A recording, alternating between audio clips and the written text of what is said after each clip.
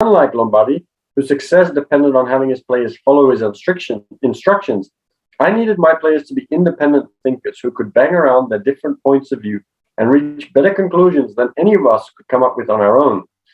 I needed to create an environment in which everybody had the right and the responsibility to make sense of things for themselves and to fight openly for what they think is best. And where the best thinking won out, I needed a real idea meritocracy, not some theoretical version of one.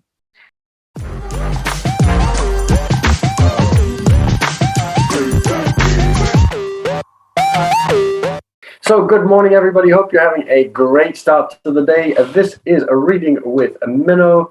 Let's admit my other recorder, and then I can pin myself as well, and then it doesn't matter if somebody else joins, they can join, and I'm still going to be on the main screen. We're reading Principles by Ray Dalio, which has been a much better book than I thought it was going to be. My thoughts and commentary have gone extremely deeply, and enjoyed it a lot. So we just finished reading a letter that Ray Dalio wrote to Bridgewater in 1996, talking about how he wants the company to be run.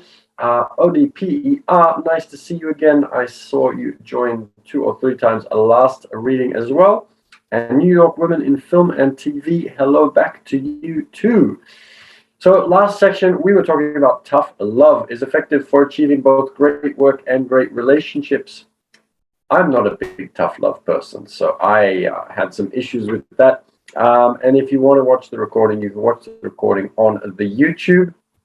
We're in the middle of the work principles. Today, we're starting with a believably weighted idea. Meritocracy is the best system for making effective decisions. I'm really excited to read this part because I don't believe that there is a one-size-fits-all. So I don't think you could say that anything is the best system. I think it really is a question of there are some good systems and you can choose among these different good systems. But I wouldn't necessarily say that a believably weighted idea meritocracy is the best system. I say is one of the good systems that you can use if it fits with you. Let's read it and let's see what it says. And yeah, let's see what comes up and what my thoughts are. And I'm looking forward to hearing your thoughts as well on the Bigo. So feel free to comment and let me know your thoughts. Okay, here we go.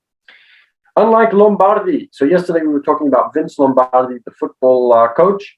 And now we're going to talk about unlike Lombardi, whose success depended on having his players follow his instructions. I needed my players to be independent thinkers who could bang around their different points of view and reach better conclusions than any of us could come up with on our own.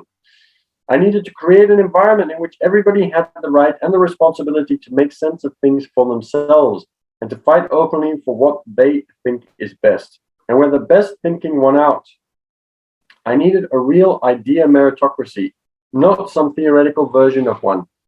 That's because an idea meritocracy, for example, a system that brings together smart, independent thinkers and has them productively disagree to come up with the best possible collective thinking and resolve their disagreements in a believably weighted way, will outperform any other decision-making system. So I was thinking just before on this that an idea meritocracy would not work in an army, for example, because you really need people to follow instructions. But to a degree, I suppose armies don't really listen to the ideas of the people down the bottom of the chain. So it might actually be good even for an army or even a place where you usually wouldn't expect it to be good.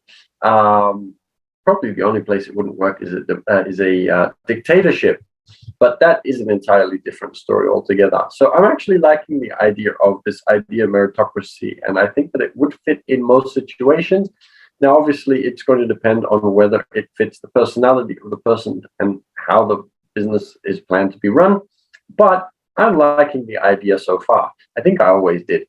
But I don't like saying that something is the only way of doing something, because I realize that there are lots of different ways. Whereas we say in English, there are many ways to skin a cat.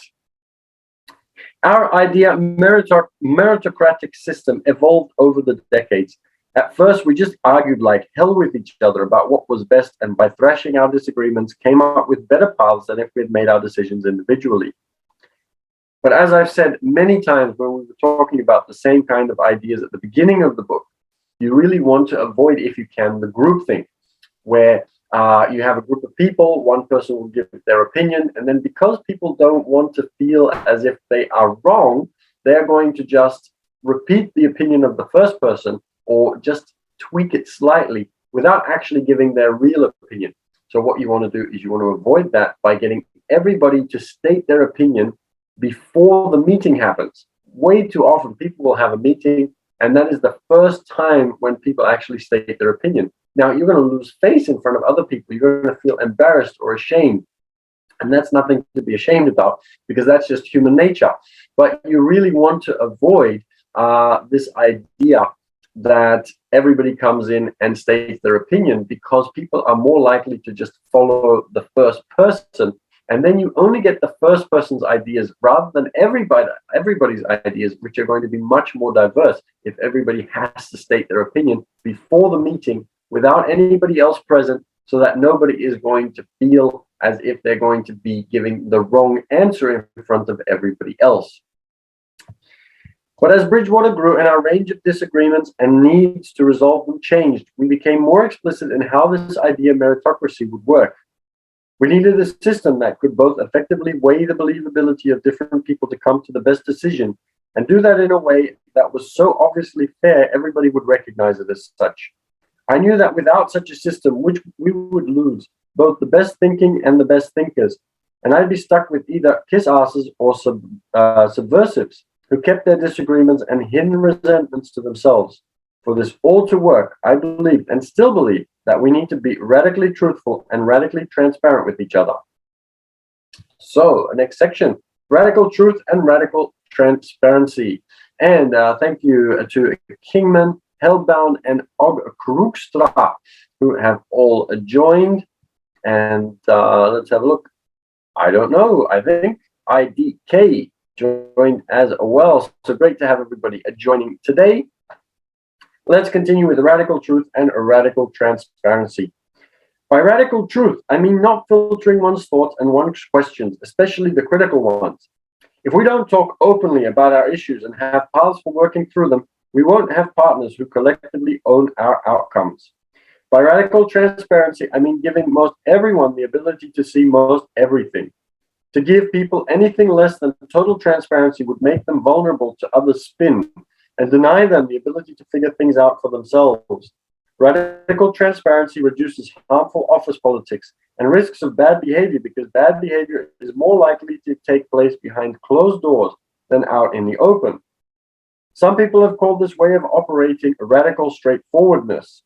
I know that if a radical truth and radical transparency didn't apply across the board, we would develop two classes of people at the company: those with power who are in the know, and those who aren't. So I pushed them both to their limits. To me, a persuasive idea meritocracy equals radical truth plus radical transparency plus believably weighted decision making. So I absolutely agree with radical transparency. Now, in the Secret Service, in certain places, it is important to be able to keep a bit of a secret. And I don't know, it's a really challenging one, because to a degree, let's say that, let's go full controversial here.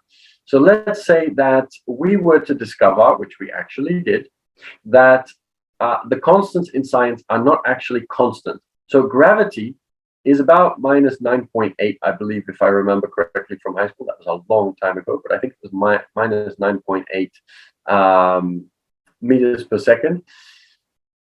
It isn't always minus 9.8. It will go up slightly and down slightly. Of course, it's still going to keep us bound to the Earth, but it's not really a constant. And most constants aren't. So most things in our universe fluctuate slightly. So the speed of light will be a little bit faster and a little bit slower. And it changes over time and based on certain conditions. But the scientific community has decided that we are not ready to know this, that there might be panic ensuing if we discover that gravity is not fully 100% constant. Now, obviously, nobody has ever floated off, and there is no danger of anybody floating off. But for some reason, the scientists have decided that it is better we not know. Aliens, do they exist? Do they not exist? Who really knows? But the point being that governments for many years have always denied the existence of aliens and never really given full transparency. So they've never explained certain sightings, they've never explained and been open about what they have actually discovered, or what people have seen, or what the real truth is behind what people have seen. So, of course, there are going to be certain things that we're embarrassed about, that we're not willing to share, that we're a little bit concerned about. But really, it is better if we become the kind of person that is happy to be open and transparent. Men don't generally like to cry. People don't generally like to admit their vulnerabilities. But we've discovered over time that it is good to be a little bit vulnerable, to be able to share your actual thoughts. And it is completely okay to be honest about your shortcomings and what you're not so good at. One of the best ways to be able to improve in anything is to be able to take the vulnerabilities that we have, the weaknesses that we have, and to share them with other people so that people can tell us how we can improve, what we might be able to do differently. So it is absolutely good for people to be able to share their weaknesses, to be able to improve. So there is nothing wrong in an organization as well with open transparency. It allows people to feel as though they're not disconnected from management, as if they're able to share their ideas more easily. So I definitely agree with radical truth and radical transparency, which means that it puts people on a more level playing field. Here's a good example. There's a company in America called Gore-Tex, and they do something very interesting. So they will open a business, and when they started the business, they decided that every time they open up a new department or a new sub-branch, there will only be 150 people in that. So when they open up a new office, that office will never have more than 150 people. And the same actually happens in armies. So you will never have a battalion or a company or whatever it is of more than 150 people. And the reason for this is that humans can interact with 150 people and have closeness with all of those people. So they know their families, they know a little bit about their histories, they've spoken to everybody. When you get past 150, you don't tend to know everybody on that personal level. So it becomes difficult to communicate. You might be embarrassed to talk to somebody because you don't know them, or you don't feel that you can fully trust them. So some companies will only employ up to 150 people. And that allows for radical truth, the radical transparency. But the other thing that Gore-Tex does is nobody gets a title. So there is no hierarchy of who is in control and who isn't in control. Of course, you might have one or two people at the very top to make sure that there are orders and different things that are passed along. But there is no title for anybody, which means that everybody feels equal to everybody else.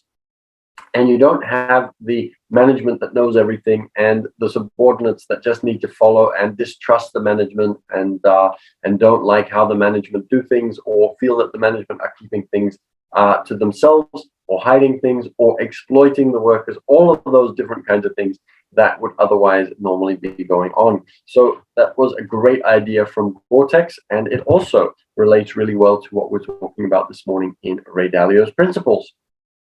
From a small group of people arguing informally about what's true and what to do about it, we developed approaches, technologies, and tools over the last 40 years that have taken us to a whole other level, which has been eye-opening and invaluable in ways that you can read about in the tools chapter at the end of this book. We have always been unwavering in providing this environment, and we let the people who didn't like it self-select themselves out of the company. Always let people self-select their way out of the company. If you have a certain culture and people don't fit in that culture, whatever you want to do, make sure that they notice and that they want to leave the company, and then help them to leave the company, but without any hard feelings. There's nothing worse than, for example, what happens in America sometimes when somebody gets fired. Obviously, there wasn't radical truth, wasn't radical transparency. The person is extremely annoyed and feels that they've been that they pulled the short end of the straw, and they come back and start shooting people. So you want to avoid that. Even if people are not likely to come back and shoot people, you want to make sure that people leave on good terms. You just want to be very, very clear before people start how the culture works, so that when people come and join the company, that they understand the culture and that they don't want to join in the first place if they don't fit in. By being radically truthful and radically transparent, we could see that we all have terribly incomplete and or distorted perspectives. This isn't unique to Bridgewater. You would recognize the same thing if you could see into the heads of the people around you. As explained, and understand that people are wired very differently. People tend to see the same situations in dramatically different ways, depending on how their brains are wired. And so we need to keep understanding that we are all very, very different, and that there's nothing wrong with that. I personally believe that you could take people that don't necessarily fit a culture and you could create an organization with people, as long as you understand everybody's personality types and you get everybody to be able to play to that. It would be very challenging, but I believe that it is possible. So better to make sure that you find the right people that fit the culture in the first place and that you're very clear in your culture. But if not, it should technically be possible. And I've had people in my own organizations that there have been issues with, and by taking the time to really understand them and fit them in, we've been able to do that. We did have somebody that we put in, and they ended up stealing from us. Now, obviously, that is something that wasn't tolerable, so we got rid of that person. But for the most part, you would be able to take a motley crew, as it were, and put them all together and have them working together really well. If you have a look at some pirate crews from many, many years ago, or if you have a look at some of the some criminal gangs and different other things like this, you'll find that people who don't really fit together can work extremely well as a team, which doesn't really make sense, but it just goes to show that as long as you understand that people are different and you work on it together in order to be able to follow that shared vision. So you want to definitely make sure, it doesn't matter if people are a little bit different, if they don't necessarily fit the culture completely, but you absolutely want to make sure that they are behind the vision that you have. So if your company has a vision and the people are not following that vision, then of course you're not going to reach your goals. So you want to make sure that everybody follows the vision that you are on. Okay, we're going to leave it for there for today. We have already bypassed 300 pages by this stage. Unbelievable. There is still quite a bit left of this section, but we're not going to be able to finish that before a reasonable time has passed. Wow, this is a long section, but that's okay. Hopefully you enjoyed the reading of Ray Dalio Principles with my commentary and thoughts. I certainly enjoyed reading it for you. If you enjoyed that, you can watch some of the other videos that we have made on YouTube. You can find us at The Passive Cash Flow Club, and we are in the process of actually starting to rearrange some of the things that we are publishing there. We have some really great things around the economy and business and stock market, forex, etc., all kinds of investment things that are able to help you. I also like a bit of neuroscience and the like, that also plays a very vital role in what you can do in order to be able to achieve success at investing. So we also have questions and answers, and please do keep the questions coming because we want to keep answering those questions that you have. So send those questions through to Instagram. You can find me at business_team_6_official.